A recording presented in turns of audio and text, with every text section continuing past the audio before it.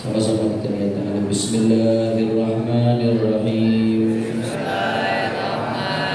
Nawaitu ta'alluma wa ta'lima wa tadhakkura wa tadhkira wa naf'a wal intifa'a wal ifadata wal istifadata wal hatha ala tamassuki bi kitabillahi wa sunnati rasulihi wa du'a ilal huda wa dalalata ala al-khair ibtigha'a mardatillahi wa qurbihi wa thawabihi subhanahu wa ta'ala. Alhamdulillahi rabbil alamin. Assalamualaikum warahmatullahi wabarakatuh. Alhamdulillahi rabbil alamin wa bihi nasta'in ala umuri dunya waddin. Allahumma fassalli wa sallim wa barik wa karrim wa majjid wa azim ala sayyidina wa habibina wa syafi'ina wa nuri qulubina Muhammad al-fatih lima ughliqa wal khatim lima sabaqa nasiril haqqi bil haqq wal hadi ila siratil mustaqim wa ala alihi wa sahbihi haqqa qadrihi wa miqdarihi al-azim ya fattahu ya alim. Amma ba'd. Para alim ulama, para habaib, para asatid, para tuan-tuanku, para tokoh masyarakat, wabil khusus orang tua kita Al-Habib Muhsin Al-Mashhur Al-Hasani, begitu pula kepada sahibul bait akhina al-fadil Al-Haj Irfan Wahab, Haji Hasbi dan semuanya. Tidak saya sebutkan satu persatu tanpa mengurangi rasa hormat dan ta'zim saya kepada beliau-beliau semua. Kita doakan mudah-mudahan guru-guru kita, orang tua kita, para asatid kita Allah panjangkan umurnya, Allah sehatkan badannya, Allah jaga zahir batinnya, Allah menangkan perjuangannya. Amin ya rabbal alamin. Dan salam penghormatan yang paling istimewa saya hadiahkan kepada hadirin hadirat muslimin muslimat mukminin mukminat jamaah majlis ta'lim Rawdatul Ihsan yang hadir pada malam hari ini. Semua angkat tangannya, kita minta sama Allah, mudah-mudahan tidaklah kita keluar dari tempat ini kecuali semua dosa kita diampuni oleh Allah. Yang sakit Allah angkat penyakitnya, Allah sehatkan badannya. Semua yang hadir dilapangkan rezekinya, diberkahi kehidupannya. Amin ya rabbal alamin. Ahibah al-kiram, melanjutkan kajian hadis-hadis yang ada di dalam Sahih Imam Muslim radhiyallahu anhu wa ardhah. Sebagaimana saya katakan di pertemuan yang lalu, sistem kita adalah mengambil hadis-hadis pilihan tematik daripada Sahihnya Imam Muslim radhiyallahu anhu. Di antara hadis yang ada dalam Sahih Muslim diriwayatkan, haddatsana Abdullah bin Maslamah bin Qa'nab qala haddatsana Malik an Yahya bin Sa'id an Muhammad bin Ibrahim an Alqamah bin Waqqas an Umar bin Al-Khattab radhiyallahu anhum qala qala Rasulullah sallallahu alaihi wasallam innamal a'malu binniyat wa innamal limri'in ma nawa faman kanat hijratuhu ila Allah wa rasulihi fa hijratuhu ila Allah wa rasulihi wa man kanat hijratuhu lidunya yusibuha wa imra'atin yatazawwajuha fa hijratuhu ila ma hajara ilayhi wa ila ma hajara ilayhi. Hadis ini adalah satu hadis yang populer yang diriwayatkan oleh sahabat Nabi Amirul Mukminin Sayyidina Umar bin Khattab radhiyallahu anhu. Sebelum saya masuk ke inti hadisnya, tabarukan kita bicara sedikit tentang bagaimana sosok Amirul Mukminin Sayyidina Umar bin Khattab radhiyallahu anhu. Ya. Sayyidina Umar bin Khattab ini julukannya Amirul Mukminin. Beliau orang pertama yang dijuluki Amirul Mukminin. Sebelumnya Sayyidina Abu Bakar Siddiq dijuluki Khalifatul Rasulullah sallallahu alaihi wasallam. Nah, orang pertama dijuluki Amirul Mukminin adalah Sayyidina Umar bin Khattab radhiyallahu anhu, karena beliau pernah mengatakan dalam khutbahnya, ayuhan nas antumul mu'minun wa ana amirukum.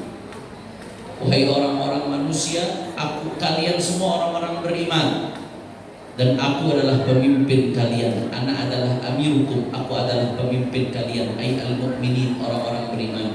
Makanya Sayyidina Umar disebutnya Amirul Mukminin. Nah, dari situ tuh baru selanjutnya Sayyidina Utsman bin Affan disebut Amirul Mukminin, Sayyidina Ali bin Abi Thalib disebut Amirul Mukminin, dan seterusnya. Setiap khalifah-khalifah disebut dalam sebutan Amirul Mukminin. Yang pertama disebut Amirul Mukminin Sayyidina Umar bin Khattab radhiyallahu anhu. Ibu-ibu sebagian masih ngobrol nih, Bu, siap ngaji hadisnya Nabi. Ibu-ibu yang ngajinya khusyuk, fokus, doain panjang umur, sehat walafiat, makin disayang sama suami. Tapi yang pas saya ngaji ngobrol apalagi main HP, saya doain mudah-mudahan lakinya kawin 3. Amin. Ya, amin lakinya loh. Lanjut. Siap ngaji, siap dengarkan sabdanya Rasulullah, Bu. Sebagaimana saya sudah singgung di awal, kita lagi ngaji hadis. Hadis yang kita akan kaji adalah rangkaian ucapan-ucapannya baginda Nabi Muhammad sallallahu alaihi wasallam. Maka jangan lihat hadis alatasnya. Jangan lihat hanif alatosnya. Kalau hanif alatosnya manusia hina-dina. Tapi yang dilihat ibu-ibu sekalian, apa yang saya baca. Yang saya baca adalah hadisnya Rasulullah.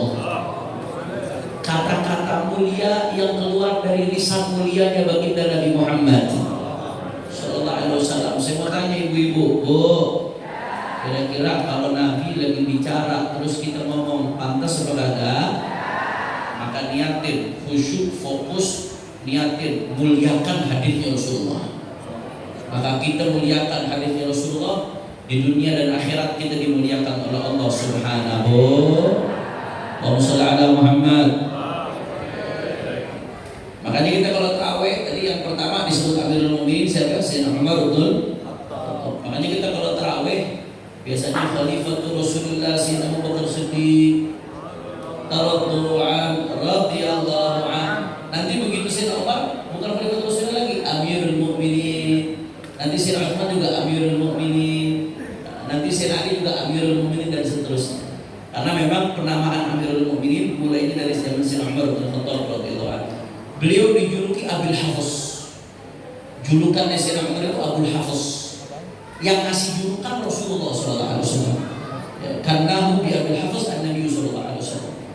Apa artinya Abul Hafiz? Bapaknya macan. Hafiz itu macan, belasan. Jadi Sayyidina Umar itu Nabi kasih julukan bapaknya macan. Macannya aja galak, bagaimana bapaknya, Bu? Sayyidina Umar saking tegasnya tuh, bapaknya macan. Makanya Sayyidina Umar itu saking tegasnya, gagahnya, beraninya.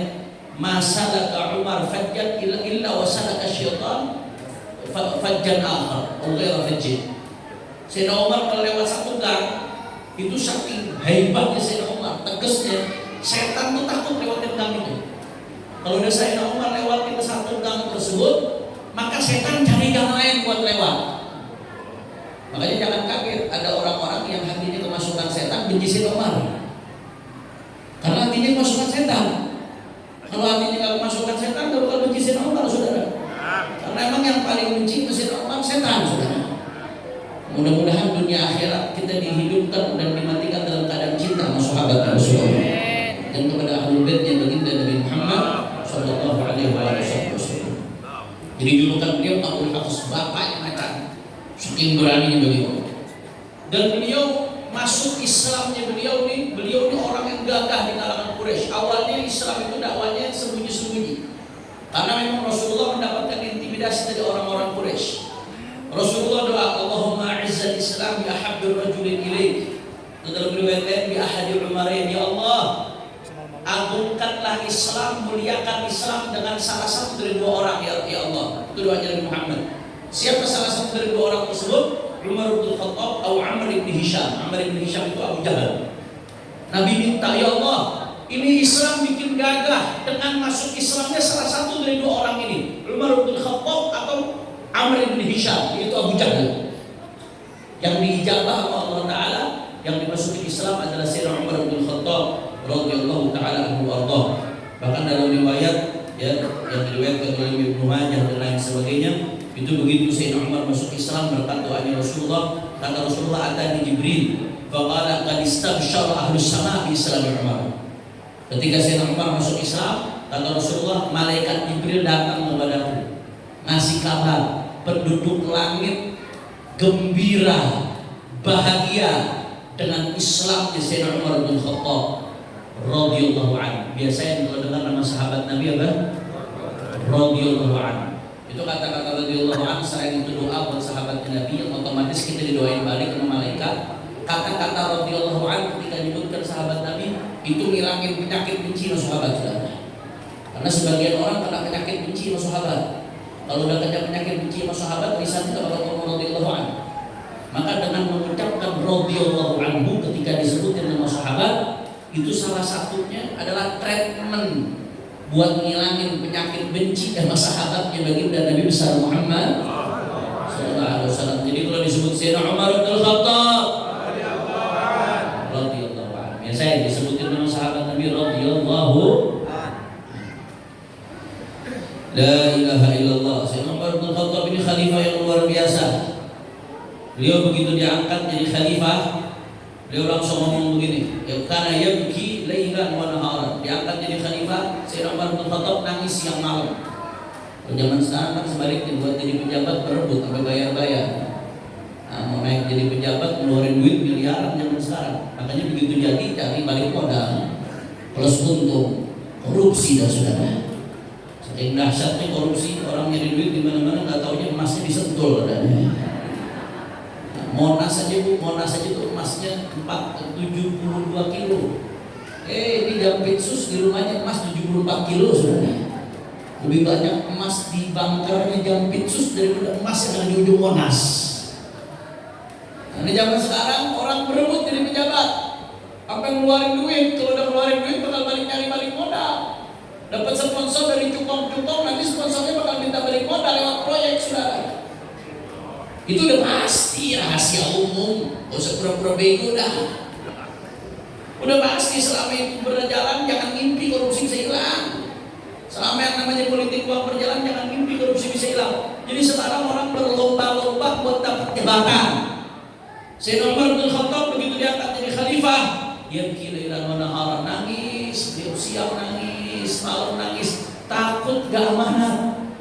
Beliau bilang apa? Qulitu amran in a'dil wa hasan wa in adlim mu'aqab.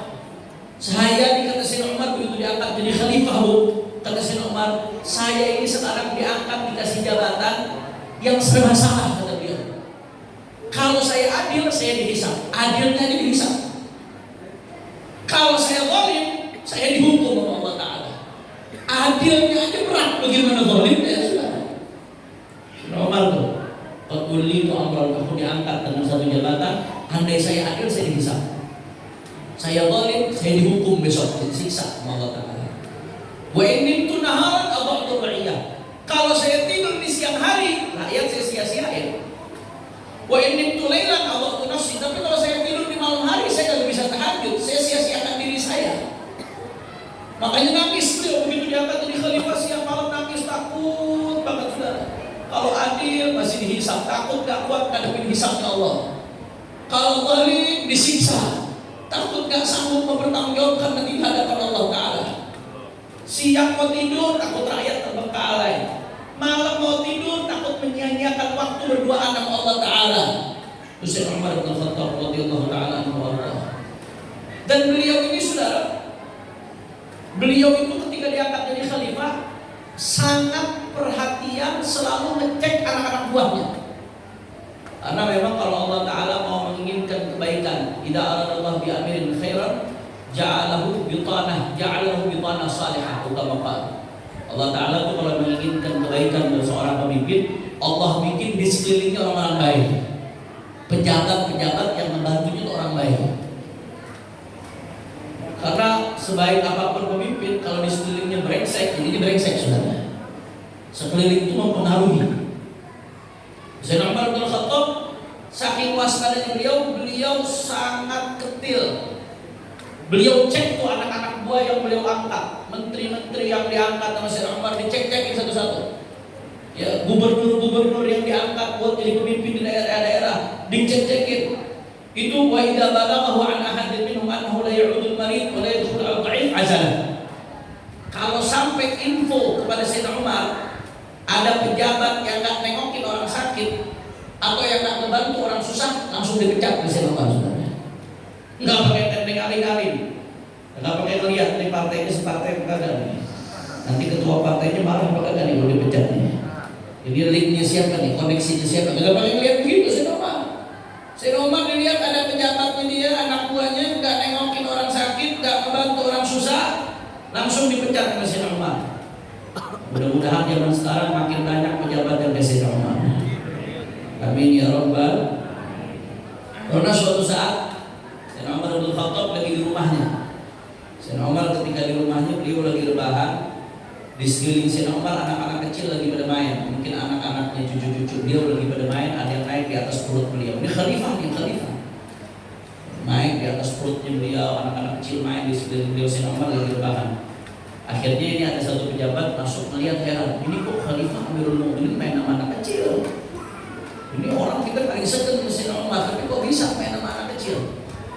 Heran ini pejabat. Akhirnya Sayyidina Umar begitu melihat ini pejabat heran, karena Sayyidina Umar begitu sayang sama anak-anak kecil. Sayyidina Umar nanya balik sama pejabat, kaifa anta ma ahli? Ente kok heran lihat anak main sama anak kecil? Emang ente sama keluarga gimana? Cara kamu memperlakukan keluarga itu seperti apa? Kata pejabat tadi, tidak dakhaltu alaihim sakatan natir. Saya ini kalau masuk ke rumah, semua yang di rumah langsung diem. Gak ada kehangatan di tengah keluarga. Garang. Saya kalau masuk ke rumah, semua di rumah langsung diem. Akhirnya kata Sayyidina Umar, apa dengar pejabatnya nggak menunjukkan kasih sayang kepada keluarga, kata Sayyidina Umar, i'tazil anna fa innaka la tarfuq bi ahlik wa waladik fa kaifa tarfuq bi ummat Muhammad sallallahu alaihi wasallam. Kata Sayyidina Umar, deh, kamu mulai sekarang saya pecat. Jadi ngelihat ada salah satu pejabatnya yang nggak sayang sama anak-anak, kamu saya pecat. Loh kenapa kok saya dipecat? Ini kan urusan saya sama keluarga saya. Kata Sayyidina Umar, kamu berlemah lembut sama keluarga aja nggak bisa, kasih sayang sama keluarga aja nggak bisa. Bagaimana mau kasih sayang sama umat Rasulullah sallallahu alaihi Muhammad? Memperlakukan anak dengan kasih sayang aja kamu nggak mampu, nggak bisa. Bagaimana kamu mau memperlakukan umat Nabi dengan kasih sayang? Jadi dibalik ketegasan Sayyidina Umar bin Khattab radhiyallahu anhu, dibalik ketegasan beliau ada kelembutan. Dibalik garamnya Sayyidina Umar bin Khattab ada cinta kasih sayang. Jadi tegasnya beliau bukan tegas karena kebengisan, tapi tegasnya beliau tegas karena cinta, karena kasih sayang, karena kepedulian untuk umatnya baginda Nabi Muhammad. Mudah-mudahan insyaallah dengan berkahnya Sayyidina Umar, mudah-mudahan umat ini diperbaiki oleh Allah Ta'ala. Amin ya rabbal amin ya rabbal alamin. Sallallahu alaihi Nabi Muhammad. Kata Sayyidina Umar, sami'tu Rasulullah sallallahu alaihi wasallam yaqul, aku mendengar Rasulullah berkata. Apa kata Rasulullah? Innamal a'malu binniyat.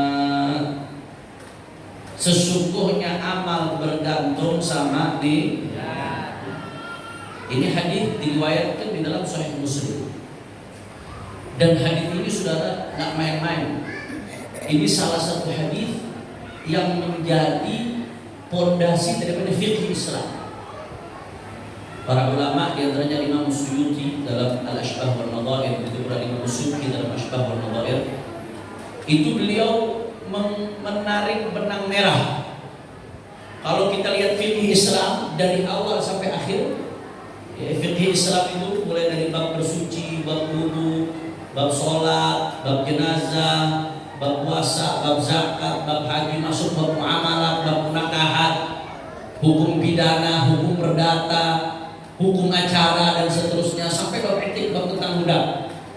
Itu kata ulama, di antaranya Suyuti mengatakan yang namanya fikih Islam itu nggak lepas dari 5 kaidah. Kalau ditarik garis besar tidak keluar dari 5 kaidah. Satu di antara 5 kaidah tersebut kita disebut al-qawaidul kubra, kaidah-kaidah yang paling besar. Satu di antaranya al-umuru bimaqasidiha, segala sesuatu bergantung tujuannya. Ini kaidah diambil dari hadis Nabi, innamal a'malu binniyat. Segala sesuatu bergantung sama niat. Jadi ini hadis disingkat tapi padat. Kandungan yang digali dari hadis ini banyak banget. Saya waktu kuliah di Al-Azhar University, ketika itu ngaji hadis ahkam, mata kuliah hadis ahkam, kita pakai kitab Tarhut Tasrif dari Imam Al-Hafidz Al-Iraqi. Al-Iraqi Al-Abdul Ibn. Itu kitab Tarhut Tasrif ketika bahas hadis ini innamal a'malu binniyat, itu beliau dari hadis ini menggali gak kurang dari 60 hukum. 60 hukum lebih digali dari hadis ini, saudara. Jadi saya waktu kuliah di Ahqaf ngaji hadis ini doang, itu 1 minggu 3 jam, itu kurang lebih sampai sebulan. Hadis ini doang. Imam Iraqi ketika bahas hadis ini innamal a'malu binniyat, itu sampai menggali lebih dari 60 hukum. Saking dalamnya kandungan makna dari apa yang disampaikan oleh baginda Nabi Muhammad sallallahu alaihi wasallam.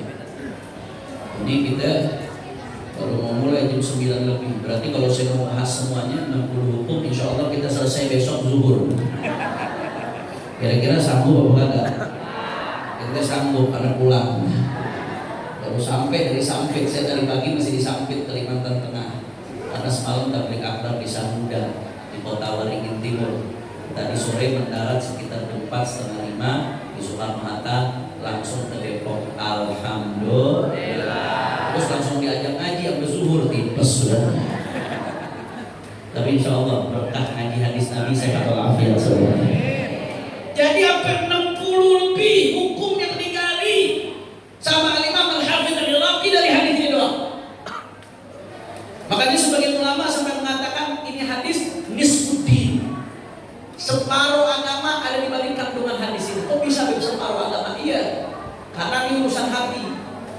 Yang namanya pekerjaan sehari-hari, amal seseorang sehari-hari itu iman dengan hati atau dengan anggota tubuh. Maka separuhnya hati, berarti ini separuh agama. Sebagian ulama lagi mengatakan ini thulutsuddin. Hadis ini mengandung sepertiga agama, saudara. Kenapa kok bisa sepertiga? Ini nggak berlebihan, nggak bisa. Kenapa? Karena seseorang itu yang namanya perbuatan, ada kalanya perbuatan dengan jawareh anggota tubuh, ada kalanya dengan lisan, ada kalanya dengan hati. Hati satu daripada 3 jenis perbuatan manusia. Sedangkan niat itu berkaitan dengan hati, makanya disebut ini sepertiga agama. Ini hadis luar biasa, min jawami'il kalim. Termasuk sabda Nabi yang singkat, padat, substansinya dalam, mencakup berbagai aspek, saudara. Rasulullah bilang, innamal a'malu binniyat. Kata Nabi, sesungguhnya amal bergantung dengan niat. Ulama beda-beda dalam memahami hadis ini, dalam memahami potongan pertama dari hadis ini. Kita di mazhab Syafi'i, Imam Syafi'i mengatakan maknanya innamal a'malu binniyat. Amal itu tergantung niat. Maksudnya apanya amal? Keabsahannya, apa sempurnanya amal, apa keindahannya amal.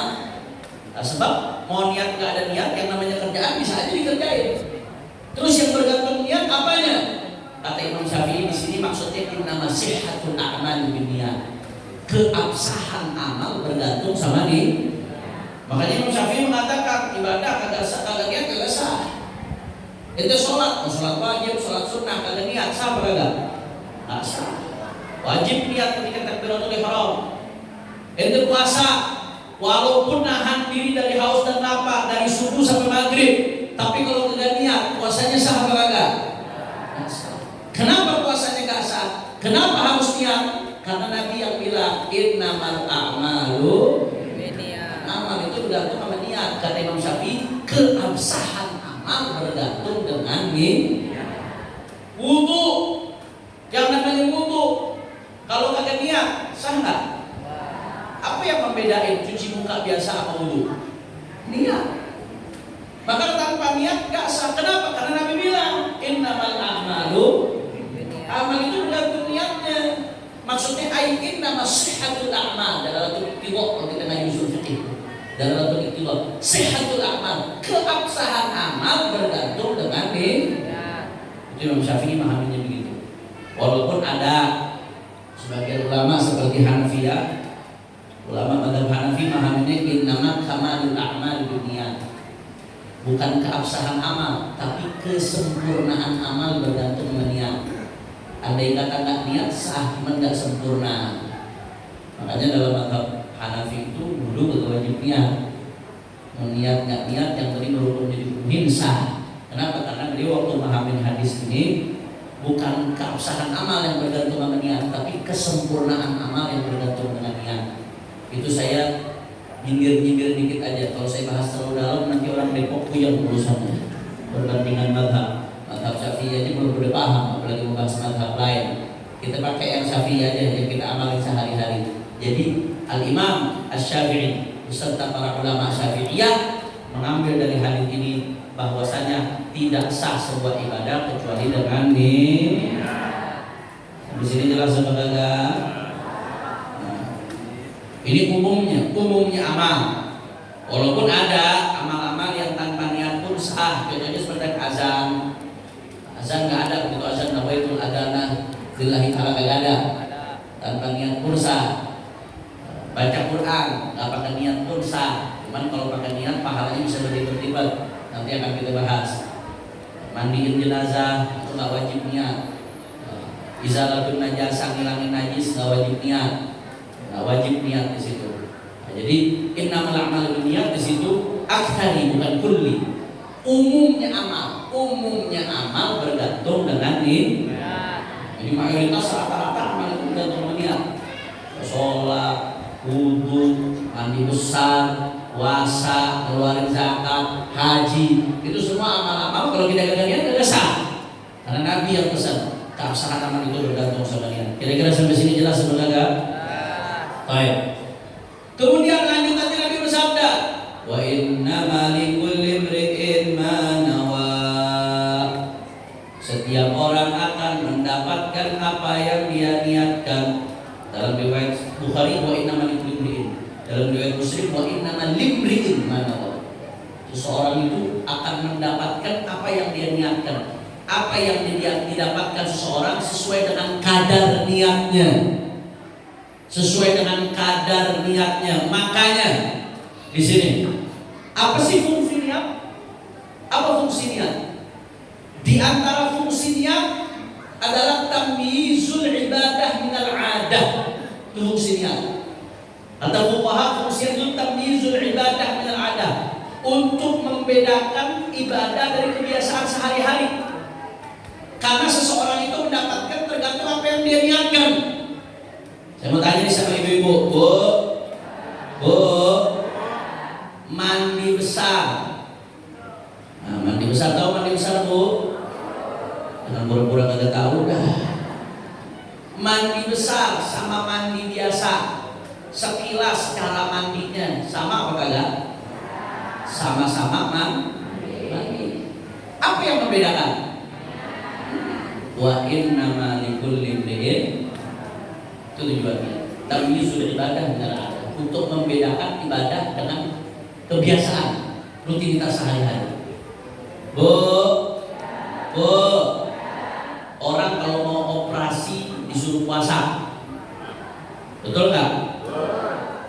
Mau USG atau mau CT scan, mau check up disuruh puasa, ada 6 jam, ada 7 jam.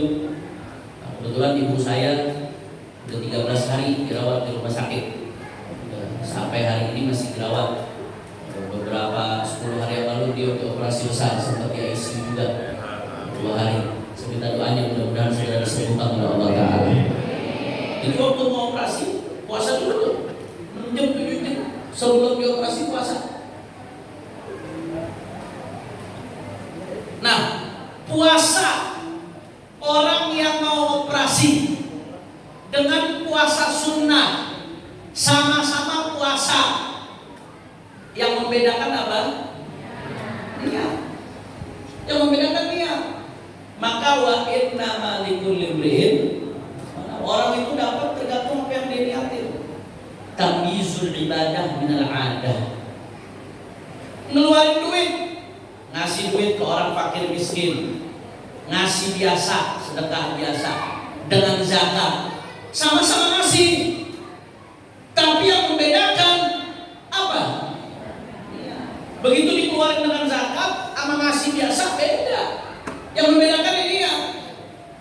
Maka tujuan niat tamyizul 'adah minal ibadah, supaya beda antara rutinitas sehari-hari dengan ibadah, supaya beda. Karena Nabi yang mengatakan wa innama likulli imri'in. Atau yang kedua, litamyiz maratibil ibadah. Tujuan niat diantaranya untuk membedakan tingkatan ibadah. Sama-sama ibadah, tapi jenis dan tingkatannya beda. Apa yang membedakan? Niat. Saya kasih contoh. Orang puasa puasa godok Ramadan, ibu-ibu nih. Setiap Ramadan kedatangan tamu 6 hari, 7 hari, biasanya ada utang. Utang puasa Ramadan wajib dibayar nggak, Bu? Sebelum ketemu Ramadan berikutnya wajib dibayar. Itu salah satu kunci surganya ibu-ibu kalau mau jaga puasa Ramadan. Maka utangnya diperhatiin. Maka godok puasa Ramadan itu puasa wajib, godoknya saudara. Puasanya hari Senin, pengen godok Ramadan. Yang membedakan puasa godok Ramadan dengan puasa sunnah Senin apa? Niatnya sama-sama Senin, cuman yang bedakan godok Ramadan puasa wajib dengan puasa sunnah hari Senin adalah nih. Maka wa innama likulli imri'in, seseorang dapetin apa yang dia niatin. Saya kasih contoh lagi, qobliyah subuh dengan sholat subuh. Qobliyah subuh raka'atain qabla al-fajr khairun min ad-dunya wa ma fiha. Kata Nabi 2 rakaat sebelum subuh lebih baik daripada dunia seisinya. Maka bego kalau ada orang gara-gara nonton bola udah timnya kalah, kagak qobliyah subuh lagi. Lah dunia wala akhirat. Ya pendukung Argentina atau kemarin tuh. Oh, ada datang pendukung Argentina. Qobliyah subuh sama subuh sama-sama berapa rakaat? Yang membedakan apa? Maka wa innama likulli imri'in, seseorang dapat tergantung apa yang dia niatin. Maka litamyiz maratibil ibadah, di antara manfaat niat untuk membedakan tingkatan-tingkatan ibadah. Jadi manfaat niat satu, litamyizil ibadah minal 'adah, untuk membedakan antara yang ibadah dengan yang cuma kebiasaan sehari-hari doang. Yang kedua, untuk membedakan tingkatan ibadah itu sendiri dan jenis-jenis ibadah itu sendiri. Makanya Nabi mengatakan wa innama likulli imri'in, seseorang mendapatkan tergantung apa yang diniatkan, saudara. Dan juga kadar buat pahala seseorang juga bergantung sama niatnya. Kadang-kadang ada orang yang selamat dunia akhirat gara-gara niat baik. Dan ada juga orang yang celaka dunia akhirat gara-gara niat buruknya, saudara. Dalam satu riwayat disebutkan ada adik kakak. Ini adik kakak tinggalnya di atas sama di bawah. Akhirnya ya, adik kakak tinggalnya di atas sama di bawah. Ini yang di atas kakaknya ahli ibadah, kerjaannya ibadah dulu. Adiknya yang di bawah kebalikannya. Jadi kakaknya malaikat, adiknya iblis, sudah. Di atas kerjaannya ibadah, kakaknya di bawah, adiknya kerjaannya mabuk dulu, sudah. Mabuk, maksiat, pokoknya segala macam maksiat itu dicicipin sama dia. Subhanallah, suatu saat, di sini di pentingnya nih, orang jangan sombong gara-gara ibadahnya, karena kita nggak pernah tahu akhir hayatnya bagaimana. Yang penting kita selalu minta sama Allah supaya dikasih husnul khatimah. Tahu-tahu kakaknya nih suatu saat yang ahli ibadah yang di atas terlintas di benaknya, ya aku ibadah mulu gak ada rapinya. Sekali-sekali tuh happy-happy, join sama adik di bawah. Party coy. Join di bawah sama adiknya. Nenggak ya, sebotol 2 botol mah kagak sampai masuk neraka. Ada bisikan tuh, adik kakaknya. Akhirnya kakaknya terbesit, udah sekali-sekali. Capek ibadah mulu. Adiknya di bawahnya kebalikan. Adiknya di bawahnya habis mabok, menggeletak, bangun, udah dalam keadaan kencing, saudara. Ini kencing udah berecetan nih. Badannya udah penuh dengan kencing, begitu bangun adiknya sadar, ya Allah, gini amat hidup gua. Kenapa gua begini bener nih? Kapan gua mau berubah hidup gua habis buat begini ya? Udah dah, gua mau berhenti dah maksiat. Gua mau berubah, gua mau gabung ibadah, maka tak di atas. Jadi yang kakaknya pengen gabung sama adiknya party di bawah, yang adiknya yang nancepin dalam hati pengen gabung sama kakaknya ibadah di atas. Subhanallah, ini begitu kakaknya mau turun ke bawah, adiknya mau naik ke atas, kakaknya jatuh. Begitu jatuh ketimpa adiknya, kakaknya mati, adiknya mati. Yang satu mati lagi turun niat mau maksiat di bawah, yang satu mati lagi niat mau berubah, pengen tobat ke atas. Akhirnya apa yang terjadi? Masing-masing daripada mereka Allah bangkitkan sesuai dengan niatnya, saudara. Yang kakaknya Allah bangkitin dalam keadaan niat pengen maksiat, disiksa sama Allah Ta'ala. Yang adiknya dibangkitin dalam keadaan pengen, dalam keadaan tobat, dalam keadaan berubah, pengen jadi baik. Alhamdulillah. Mudah-mudahan Allah kasih kita husnul khatimah. Jadi seru, hati-hati. Jangan sampai pasang niat buatnya kagak baik. Jangan sampai kita lagi niat udah kenceng buat ngelakuin yang gak baik, atau mati, saudara. Mati dalam keadaan niatnya baik. Hati-hati, jangan sampai, saudara. Ya, ikhwan. Maka seringkali niat baik dan niat buruk itu menjadi penyebab bahagia dan sengsara seseorang. Dan gak sampai di situ, ya, ikhwan.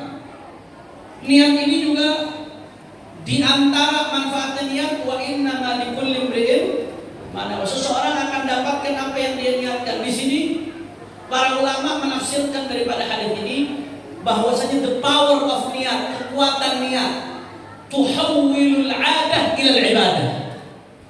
Di antara bentuk kekuatan niat itu yang namanya niat itu bisa merubah rutinitas yang tidak ada nilai ibadah berubah jadi ibadah. Ini pentingnya kita ngaji nih, Bu. Saya pengen ngajak kita sampai kepada titik perubahan hari ini. Titik perubahan hari ini akan beda dengan hari-hari kemarin. Bedanya tanpa mengeluarkan tambahan biaya, tanpa mengeluarkan tambahan tenaga. Yang membedakan karena Anda sudah ngaji di hari, maka hanya Anda punya keharusan untuk menggerakkan hati sesuai tuntunan apa yang diajarkan di hari sudah. Niat baik, the power of niat, tuhawwilul 'adah ila ibadah, bisa merubah kebiasaan sehari-hari yang harusnya tidak ada nilai pahala, berubah jadi punya nilai pahala yang besar. Saya kasih contoh. Lakin idza nawa li aqlihi wa li ta'atillahi lahu maka nawa. Dalam Zubat disebutkan makan itu rutinitas sehari-hari. Saya mau tanya ibu-ibu, Bu, makan hukumnya mubah. Berarti kalau kita makan dapat pahala apa kagak? Kagak, dapat pahala. Rutinitas sehari-hari bukan ibadah. Makan itu bukan ibadah. Makan buat bertahan hidup jadi kotoran selesai. Tapi makan yang merupakan rutinitas sehari-hari yang harusnya cuma jadi kotoran dan selesai, kita bisa rubah jadi ibadah tuh. Setiap teguk, setiap suapan nasi yang kita makan bisa berubah menjadi pahala, pundi-pundi pahala. Bagaimana caranya? Gak pakai bayar, gak pakai tenaga, gak pakai bentegingan, cuma dengan gertakan hati, ada niat baik. Saya makan dengan niat supaya bisa melanjutin hidup. Kalau melanjutin hidup jadi bisa sholat. Saya makan yang ibu-ibu dengan niat supaya punya tenaga. Kalau punya tenaga bisa bakti sama suami, bisa ngurus anak-anak. Saya makan dengan niat supaya nanti begitu hadir di majelis Rodotul Ihsan, Habib ngajar bisa fokus, kagak kelaparan nungguin nasi.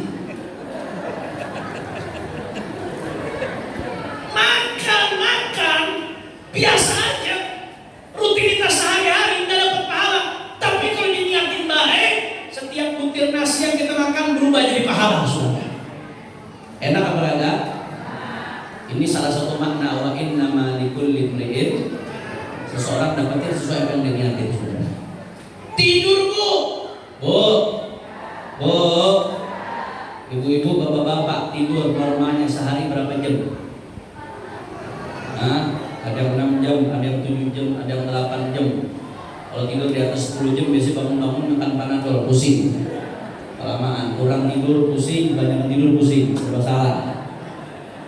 8 jam sehari. Kalau kita tidur sehari 8 jam berarti kita tidur sepertiga daripada hari kita. 8 itu sepertiga dari 24. Berarti andai kata kita umur 60 tahun, umur kita andai 60 tahun, kita tidur sehari 8 jam, maka berarti sepertiga daripada umur kita buat tidur. Kalau umur kita 60 tahun, berarti 20 tahun kita tidur. Berarti kita semua sebetulnya punya bakat jadi ashabul kahfi, saudara. Karena 20 tahun kita tidur. Nah tidur, bayangin yang 20 tahun kita buang-buang buat tidur. Saya mau tanya, Bu, manusia butuh tidur nggak? Berarti tidur ibadah bukan? Bukan. Tidur itu bukan ibadah. Hukum asalnya tidur itu ya rutinitas sehari-hari, bukan ibadah. Tapi saudara, tidur yang makan banyak waktu sehari bisa 8 jam yang nggak ada nilai ibadahnya. Bahkan kalau sholat jadi kelewatan gara-gara tidur bisa dosa. Yang nggak ada nilai ibadahnya itu tidur. Kalau sebelum tidur aja sesaat beberapa detik dia pasang niat yang baik. Ya Allah, saya tidur supaya bisa bangun subuh besok. Saya tidur supaya darah kagak naik, supaya gula kagak naik. Orang kan kalau kurang tidur darah bisa naik, bisa stroke, saudara. Gula bisa naik. Orang kurang tidur penyakit macam-macam. Darah supaya kagak naik, gula kagak naik, supaya bisa sehat, bisa melanjutin ibadah. Ya Allah, saya tidur supaya besok seger, bisa besok meraja yang suami, yang laki-laki supaya bisa cari nafkah, yang perempuan supaya besok bisa melayani suami, bisa ngurusin anak. Yang anak muda, ya Allah saya tidur supaya besok bisa taklim, ya Allah bisa tuntut ilmu. Tidur berjam-jam yang seharusnya berlalu begitu saja tanpa nilai ibadah. Anda bayangkan, cuma dengan gertakkan hati sedikit sebelum tidur bisa berubah detik-detik tidur kita menjadi pundi-pundi pahala. Allahumma shalli ala Muhammad. Kenapa bisa seperti itu? Kembali ke hadis Nabi, wa innama likulli imri'in, seseorang itu tergantung daripada niatnya. Dia mendapatkan tergantung daripada niat. Ini adalah the power of niat. Ya, di sini adalah kekuatan niat. Tuhawwilul 'adah ila ibadah. Niat itu merubah al-'adah ila ibadah. Kebiasaan sehari-hari menjadi bernilai ibadah. Makanya pelajaran di hari harus jadi titik pembeda hidup kita sebelum hari ini dan sesudah hari ini. Kalau sebelum hari ini rutinitas kita berlalu begitu saja tanpa nilai pahala, maka setelah pulang dari majelis Suratul Ihsan ini biasakan diri, tancapkan niat sebagaimana diajarkan salafun saleh, yu'allimuna auladahum niyat kama yu'allimunahum al-Fatihah. Ulama-ulama salaf dulu tuh ngajarin anak-anaknya niat sebagaimana ngajarkan anak-anak mereka suratul Fatihah. Saudara, Fatihah dihafal depan belakang, belakang depan, saking kencangnya hafalan suratul Fatihah. Ulama dulu ngajarin anak-anaknya niat yang baik dalam segala hal. Mau keluar rumah niat yang baik, mau hadir majelis niat yang baik, mau ke pasar niat yang baik, mau tidur niat yang baik, mau ngumpul sama orang niat yang baik. Semua dipasang niat yang baik sehingga mendapatkan pahala dari Allah Subhanahu. Kira-kira jelas atau enggak? Yang ketiga, di antara makna yang dipetik dari kata-kata wa innama likulli imri'in ma nawa, seseorang akan mendapatkan apa yang diniatkan. Hanya saja untuk seseorang apa yang dia niatkan. Itu seseorang akan mendapatkan apa yang dia niatkan walaupun dia belum sempat realisasikan. Kita bisa dapetin sesuatu pahala walaupun kita belum ngerjain, asal ditancapin niatnya. Niatin aja dulu. Andai kata agak kesampaian, Allah kasih pahalanya. Makanya Bu, dalam hadis Rasulullah mengatakan Allah Ta'ala yaqulul hawdha yaumil qiyamah uktubu li'abdi kada wa kada min ajr. Wa yaqulun ya rabbana lam nahfaz dzalika minhu wa la huwa fi sahifatihi. Wa yaqulu Allah Ta'ala innahu nawah. Nanti di hari kiamat Bu, Allah Ta'ala perintahkan kepada malaikat, wahai malaikatku, itu hambaku fulan tuh yang dari Depok yang ngaji di majelis Rodotul Ihsan, tuh tulis tuh buat dia, pahala ini, pahala itu, pahala ini, pahala pergi haji, pahala sedekah 2 triliun, pahala bangun pesantren, pahala ini, pahala itu. Tulis tuh buat dia pahala itu, buat hambaku yang itu. Malaikat komplain, ya Allah ya Rabb, itu fulan saya gak catat amal dia melakukan itu, ya Allah, kok dapat pahala begitu ya Allah? Dia waktu hidup di dunia gak pernah ngerjain itu ya Allah. Kok bisa dapat pahala itu? Haji kagak, sedekah yang disebutkan kagak. Kok bisa dia dapat pahala itu? Apa kata Allah? Innahu nawah. Dia pernah niat. Dia belum pernah ngelakuin, tapi dia pernah niat. Kalau saya punya duit, saya pengen haji. Kalau saya punya duit, saya pengen sedekah. Kalau dia tancapkan niat yang tekad yang bulat, dia tancapkan yang sekiranya kalau dia mampu merealisasikan akan direalisasikan. Syukur dia. Yang sekiranya kalau dia mampu, dia realisasikan, dijalankan betul-betul. Maka yang seperti itu walaupun dia nggak mampu kerjain, dia tetap dapat niat yang sudah. Allah. Sallallahu Nabi Muhammad. Hanya dikatakan dalam riwayat lain, niatul mukmin khairun min amali. Niatnya seorang mukmin lebih baik daripada amalnya. Kenapa? Kalau amalnya masih bisa masukkan riya, niat tidak bisa masukkan riya. Amalnya satu amal ya satu ke arah, tapi niat itu satu amal bisa banyak niat sehingga pahalanya berlipat-lipat. Itu yang mengakibatkan niatul mukmin khairun min amali. Niatnya seorang mukmin lebih baik daripada amalnya. Kira-kira sampai sini jelas atau tidak? Sallallahu Nabi Muhammad. Cuman ada yang penting di sini. Ini ada rumus. Sebelum saya tutup, saya mau kasih tahu rumus. Rumus yang berkaitan dengan niat. Nih, yang namanya niat baik itu harus dibarengi dengan perbuatan baik. Nggak cukup niat baik doang, tapi perbuatannya nggak baik. Maka yang namanya rumus niat itu, perhatiin baik-baik ini sebagai penutup. Ini rumus niat nih, ini matematika niat. Saya tutup dengan matematika niat. Niat baik plus perbuatan baik sama dengan baik. Niat baik plus perbuatan baik sama dengan baik. Ini hadir majelis. Niatnya apa? Oh, niatnya nuntut ilmu. Baik apa kagak? Perbuatannya hadir majelis. Baik apa kagak? Sama dengan baik. Jelas ya? Cari rezeki yang halal. Dapat tuh rezeki yang halal. Niatnya apa? Buat sedekah, membantu fakir miskin. Niat buat bantu fakir miskin. Perbuatannya cari rezeki yang halal. Saya mau tahu, bertanya, perbuatannya baik gak? Niatnya sama dengan jelas. Tapi kalau niat baik plus perbuatan buruk, niatnya baik, saya niat untuk bantu fakir miskin. Caranya bagaimana? Korupsi. Duit orang dicolong, nyolong duit orang buat bantu fakir miskin. Niatnya baik gak? Perbuatannya gak baik, sama dengan buruk. Niat baik, perbuatan buruk, sama dengan jelas. Jadi rumus yang kedua, niat baik plus perbuatan buruk sama dengan niatnya baik. Saya niat menjaga perasaan orang supaya nggak sakit hati. Caranya apa? Ini orang perempuan salaman, padahal bukan mahram. Niatnya baik, jaga perasaan supaya dia nggak sakit hati, supaya nggak dibilang sombong, padahal modus. Supaya dia nggak sakit hati, tapi perbuatannya dengan cara salaman sama perempuan yang bukan mahram.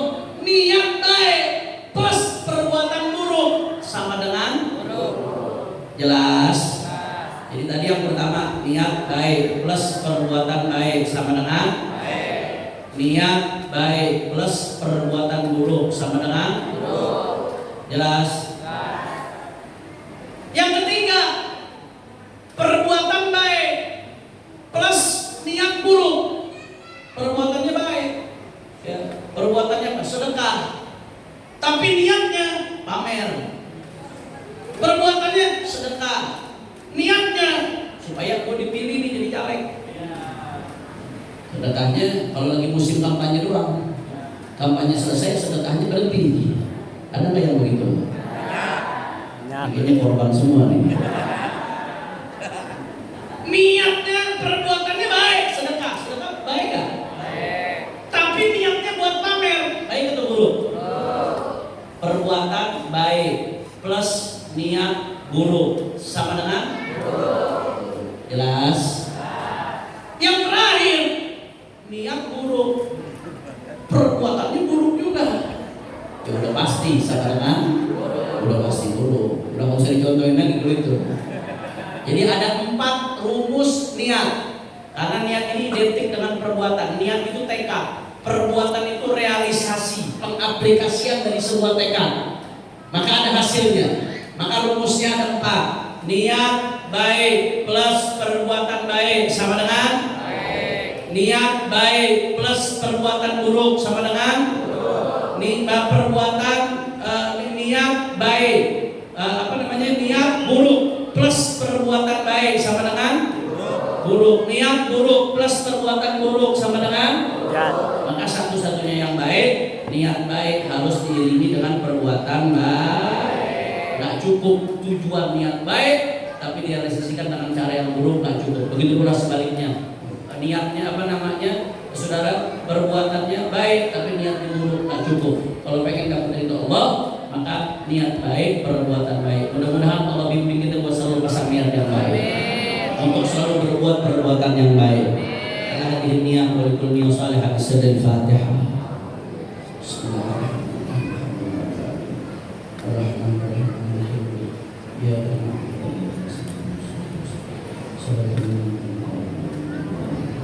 Terakhir saya minta baca Fatihah buat ibu saya yang sedang sakit, mudah-mudahan disembuhkan oleh Allah Ta'ala, diangkat penyakitnya, disehatkan badannya, diberikan afiat tamah bijahi khairul bariyah wa ila hadratin Nabi Muhammad sallallahu alaihi wasallam.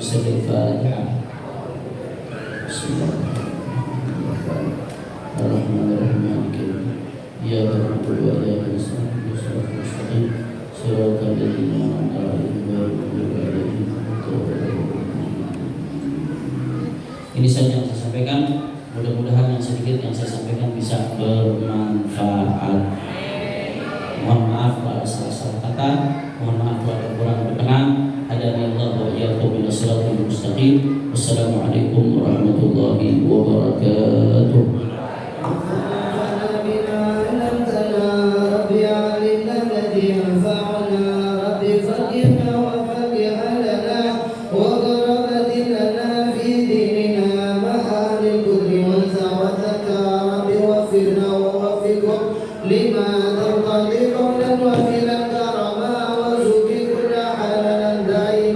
وآخر الأنبياء